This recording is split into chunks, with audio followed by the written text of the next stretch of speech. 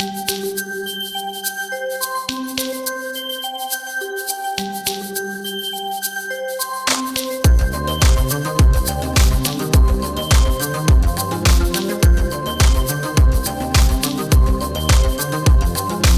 think what I'm doing in the arts is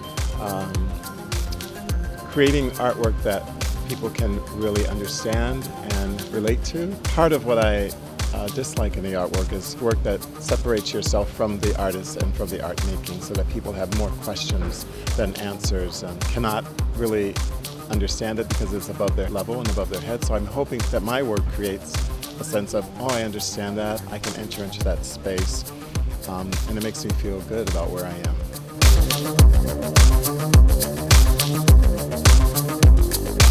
It's been very exciting to, turn up at the station, walk around the corner and see my work there and my poster there amongst all the other artists whose work I think is really strong. When I arrived today, I saw somebody standing in front of a poster and really having a look at it as if they were in a gallery. So it's great. I suppose in rush hour it might be a little bit difficult.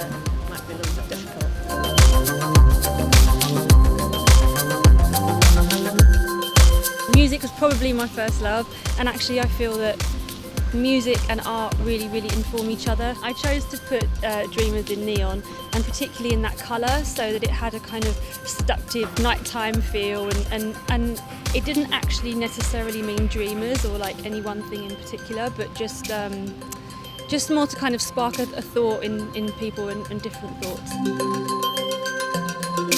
The person I painted, he's a colleague of mine, and he's got such a striking face. I make a joke that he's my platonic muse.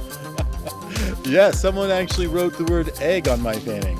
I'm perfectly fine with it. Obviously, it's not the original painting. I'd be a little upset about that one. Yeah, it's in a public space, and the idea that people can interact with it, I think is an interesting thing. I am a wee bit disappointed that it was something not more interesting than egg, but I have no problem with that.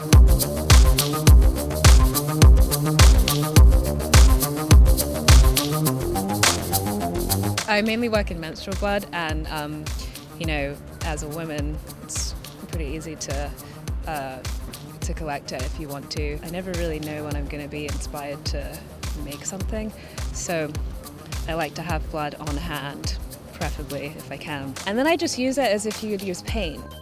When I finish it, it's bright red, and then it dries and gets a deeper red, and then stuff that's maybe 3 years old, it looks brown, and so it never looks the same when you look at it, and I like that too. People can read into it whatever they want, and that's really magical. The poster that we have at Regent's Park, it's from a performance installation that I did a year ago. It was an idea that I had of asking people to give me objects that they were very important to them, and I created this big installation that I was surrounded by all these objects, and I was sitting in the middle, like, kind of trying to sew this attachment that we have, with all these artifacts from our lives.